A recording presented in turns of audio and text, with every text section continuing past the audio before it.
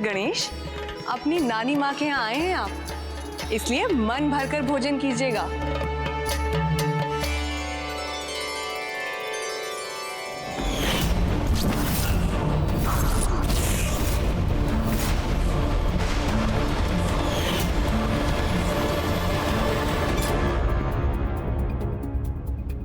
क्या हुआ पुत्र गणेश, आप कुछ खा क्यों नहीं रहे हैं? तुम्हें तो भोजन अत्यंत प्रिय है और यहाँ तो इतने स्वादिष्ट पकवान भी हैं। फिर तुम खाने में संकोच क्यों कर रहे हो पुत्र?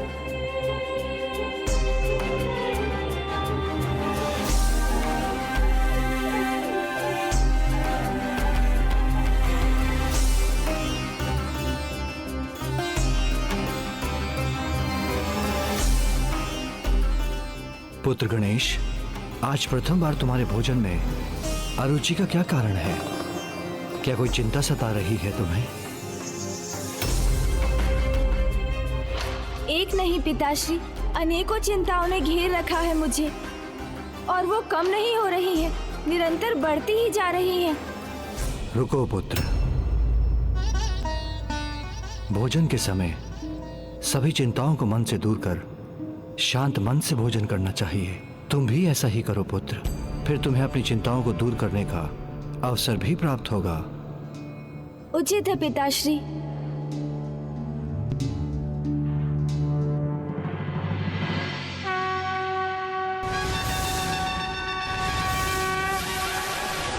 नहीं नहीं नानी माँ, बस और नहीं। पिताश्री, मैं तो अपना भोजन समाप्त कर चुका, तो अब मैं कुछ पूछ सकता हूँ आपसे? थोड़ा धीरज रखो पुत्र, अभी अन्य सभी ने अपना भोजन समाप्त कहाँ किया है।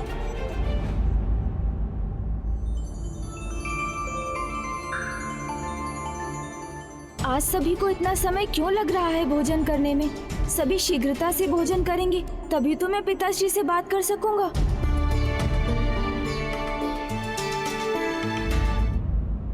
कितनी अधीरता से हमारे भोजन समाप्त होने की प्रतीक्षा कर रहा है गणेश। नानी माँ, मैं सोच रहा था कि हमें आपके यहाँ आने का अवसर बार बार कहाँ प्राप्त होता है, इसलिए आपके हाथों से बने ये स्वादिष्ट लड्डू तो मैं और खाना चाहूंगा। तो और लड्डू दीजिए ना नानी माँ। अब समय लगे तो लगे, किंतु भोजन तो मन भरकर ही करना चाहिए ना, क्यों गणेश? मन भरकर भोजन तो मैं भी करना चाहता था, किंतु आज भूख से अधिक अपनी बुद्धि को शांत करना है मुझे। ये लो पुत्र। धन्यवाद नानी माँ। वैसे भी भोजन का स्वाद तो तभी आता है जब उसका आनंद ले लेकर उसे धीरे धीरे खाया जाए।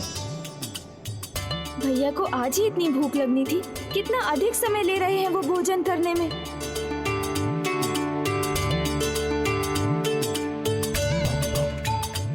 नानी माँ, एक कार्य कीजिए ना, ये सारे लड्डू मुझे ही दे दीजिए। हाँ, अरे नहीं नहीं नानी माँ, मुझे और लड्डू नहीं चाहिए। मैं तो बस गणेश का परिहास कर रहा था, किंतु अब उसकी ये चिंता मुझसे और अधिक नहीं देखी जा रही है। अब तुम्हें और अधिक प्रतीक्षा करने की कोई आवश्यकता नहीं है अनुज। माँ और पिताश्री भी भोजन संपन्न कर चुके हैं, इसीलिए अब तुम उनसे बात कर सकते हो। अंततः अब मैं अपने सभी उत्तर प्राप्त कर सकूंगा। पिताश्री, माँ, जब से यहाँ हमारा आगमन हुआ है मेरे साथ कुछ विचित्र ही घट रहा है। कभी कोई दृश्य दिखाई देते हैं तो कभी ऐसी कोई घटना हो जाती है, और सबसे बड़ी व्यथा तो ये है कि मेरे प्रश्नों का उत्तर देने के लिए किसी के पास समय ही नहीं था। हमें क्षमा कर दो पुत्र, हमें तुम्हारी पीड़ा समझने में समय लगा। पुत्र संतान विचलित हो तो माता पिता कैसे शांत रह सकते हैं? इसलिए तुम निसंकोच होकर हमसे पूछो जो तुम पूछना चाहते हो। हम तुम्हारे सभी प्रश्नों का उत्तर देने के लिए यहाँ प्रस्तुत हैं पुत्र। उचित है माँ। मैं सर्वप्रथम आपको ये बताना चाहता हूँ कि यहाँ आते समय मैंने 3 विचित्र दृश्य देखे और मैंने आप दोनों और कुबेर जी को उन असुरों के साथ देखा।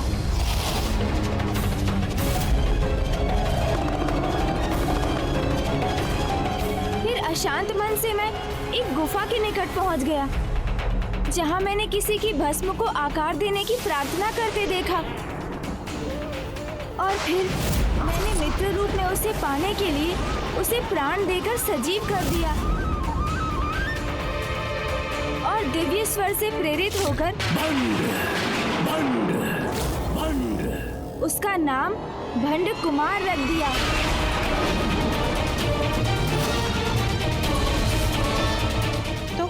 तो अब वो कहाँ है पुत्र? माँ, उसकी रचना करने के बाद मैंने उसे अच्छाई की सीख देने का प्रयास किया, किंतु वो मेरी सभी सीखों के विरुद्ध ही आचरण करता रहा। परंतु अंततः इसके पश्चात उसके भीतर सुधार लाने के उद्देश्य से मैं उसे किसी प्रकार पिताश्री के तप का महत्व समझाकर उसे एक चोटी पर स्थित कराने में सफल रहा, जहां अब वो पिताश्री के नाम का घोर तप कर रहा है। पिताश्री, माँ, आप दोनों ये सुनकर ऐसे स्तब्ध क्यों हो गए? आप दोनों को तो इस प्रकार चिंतित कभी नहीं देखा मैंने। कहीं मुझसे कोई बड़ी भूल तो नहीं हो गई? पिताश्री, माँ, मुझे बताइए ना, क्या कारण है आपके इस प्रकार शांत रहने का? पुत्र गणेश, तुमने भंड कुमार नहीं, दुष्टता के ऐसे पर्याय का सृजन किया है जो अपार शक्ति अर्जित कर कपट, कुटिलता, अधर्म और पाप का ऐसा उदाहरण प्रस्तुत करेगा कि उसके आतंक और अत्याचार से समस्त ब्रह्मांड त्रहिमाम करो। तुमने उस भयानक असुर को रचा है जिसे जगत भंडासुर के नाम से जानेगा। भंडासुर के नाम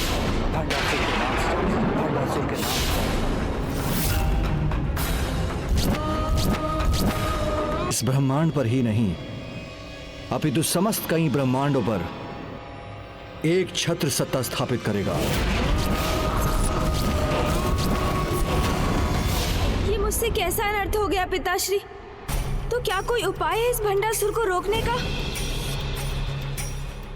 और ये कौन से कई ब्रह्मांड की बात कर रहे हैं आप पिताश्री, जिसके विषय में आपने अभी अभी बताया?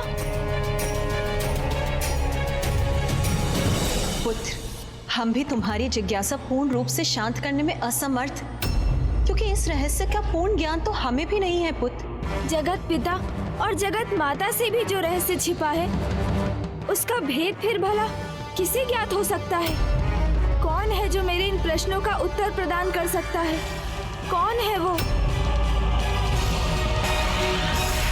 प्रभु है ग्रीव, प्रभु है ग्रीव, प्रभु है ग्रीव।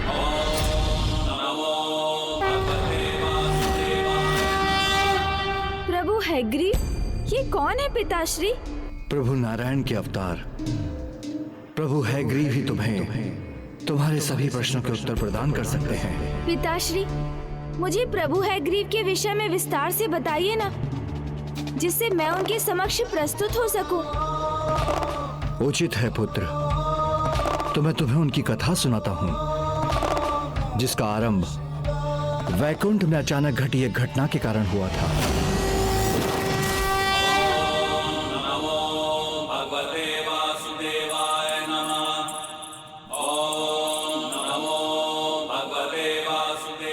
मुझे आशा है कि स्वामी को मेरे अद्भुत आभूषण और श्रृंगार अवश्य भाएंगे, किंतु मैं ये विचार क्यों कर रही हूँ? स्वामी तो सदा मेरे सौंदर्य की प्रशंसा ही करते हैं।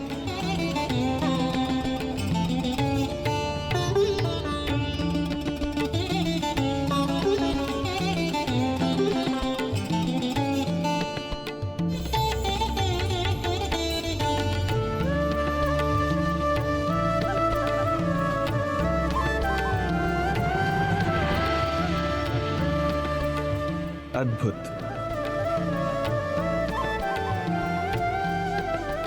सर्वथा अद्भुत है आपका सौंदर्य। आपने अपने इस अद्भुत सौंदर्य से सौंदर्यता का एक नवीन उदाहरण प्रस्तुत किया है। मेरी तो मात्र यही इच्छा है कि मैं जब भी अपने नेत्र खोलूं, आपके सौंदर्य के दर्शन प्राप्त कर। प्रभु तो अपने नेत्र मूंदे अपने शैया पे ही स्थित हैं।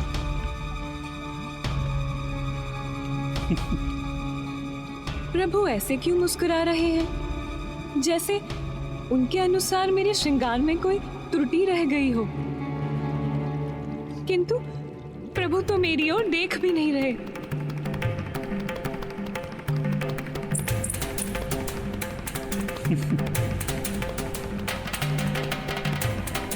नहीं, कोई त्रुटि नहीं है मेरे श्रृंगार में। तो फिर प्रभु मेरी ओर क्यों नहीं देख रहे?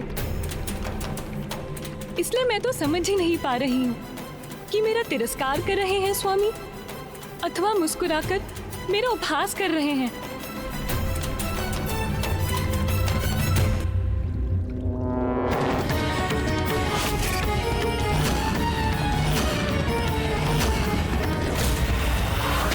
मैंने आपके लिए नवीन श्रृंगार धारण किया और आपने मेरी ओर देखा तक नहीं, और अब इस प्रकार मुस्कुराकर आप मेरा उपहास कर रहे हैं स्वामी।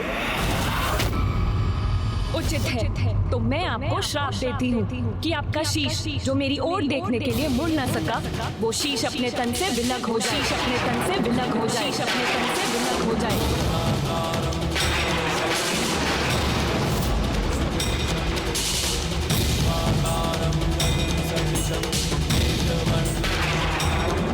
मैं आपका उपहास कैसे कर सकता हूँ देवी? मैं तो अपने ही ध्यान में मग्न था। तो मैं आपको श्राप देती हूँ कि आपका शीश जो मेरी ओर देखने के लिए मुड़ न सका, वो शीश अपने तन से विलग हो जाए। ये क्या कह दिया मैंने? स्वामी को इतना निष्कारी श्राप दे दिया। ये क्या हो गया मुझसे? ये क्या हो गया?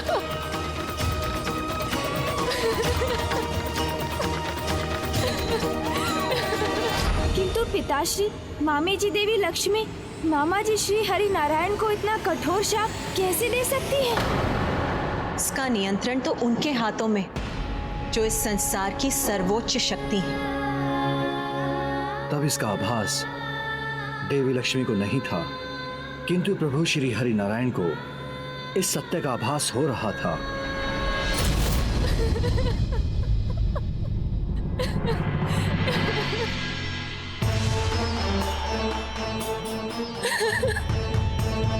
स्वयं को संभालिए देवी। कभी कभी कुछ हमसे ऐसा हो जाता है जो हमारे नियंत्रण में नहीं होता, तो उसे हमें स्वीकार कर लेना चाहिए, क्योंकि किसी बड़े प्रयोजन हेतु वो स्वयं उन्हीं की इच्छा होती है जो संसार सर्वोच्च शक्ति, माताओं की माता, माता पराशक्ति।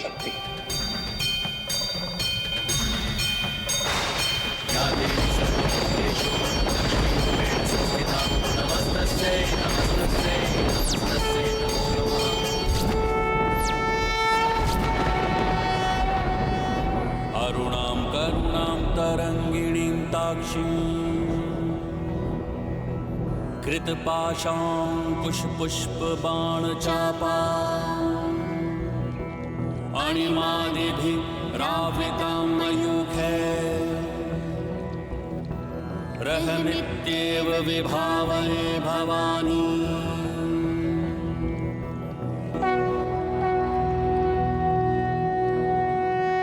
देवी लक्ष्मी, आप चिंता त्याग दीजिए, क्योंकि इस संसार की समस्त घटनाएं मेरी इच्छा के अनुसार ही होगी।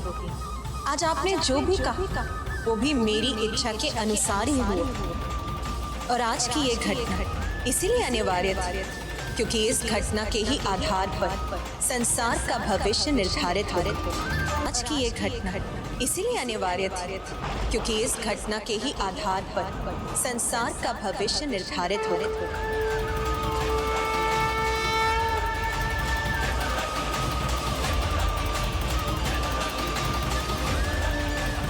भविष्य में ऐसा क्या होने वाला था माँ? हैग्रीव नामक दैत्य का जन्म। हैग्रीव नामक दैत्य का जन्म।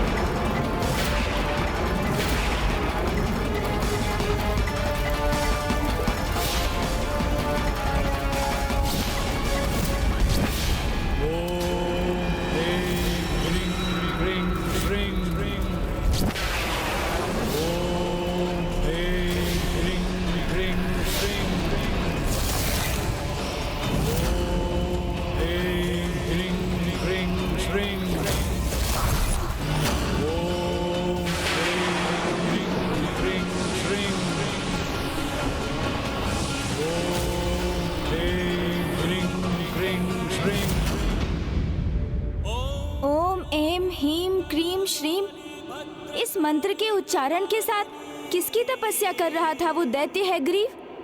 पुत्र, ये तो स्वयं माता पराशक्ति का ही बीज मंत्र है। माता पराशक्ति? हाँ पुत्र, अनेकों वर्षों के कठोर तप के उपरांत वो दैत्य हैग्रीव माता पराशक्ति को प्रसन्न करने में सफल हुआ और अन्य असुरों के समान उसकी भी एक ही इच्छा थी। ओम ऐं ह्रीं क्रीं श्रीं।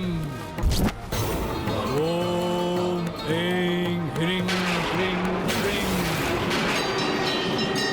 ओम ऐं ह्रीं क्रीं श्रीं।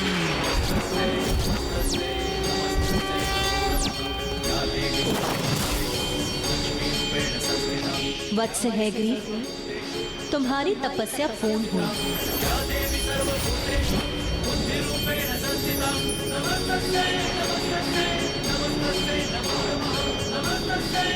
प्रणाम माता। कहो, क्या इच्छा है तुम्हारी? मुझसे क्या वरदान चाहते हो तुम? अमृतत्व माता, अमृतत्व चाहता हूँ मैं, अमृतत्व चाहता हूँ मैं।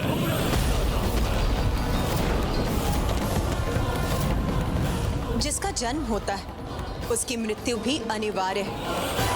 यही संसार का चक्र है जिसे भंग नहीं किया जा सकता। इसीलिए तुम मुझसे कोई अन्य वरदान मांग लो। तब हे माताओं की माता पराशक्ति, अपने इस भक्त को वरदान देने की कृपा कीजिए कि इस हैग्रीव का वध हैग्रीव के हाथों ही संभव हो। हैग्रीव के हाथों ही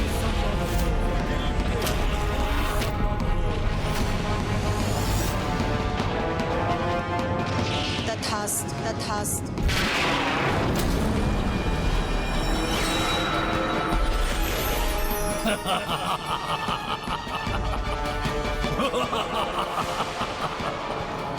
जो चाहा वो पाया मैंने। अनूठा हूँ मैं जगत में, एकमात्र मैं ही हूँ जिसका शीश अश्व का है और तन मनुष्य का। अर्थात कोई नहीं है मेरे जैसा, कोई अन्य हैग्रीव नहीं है। समस्त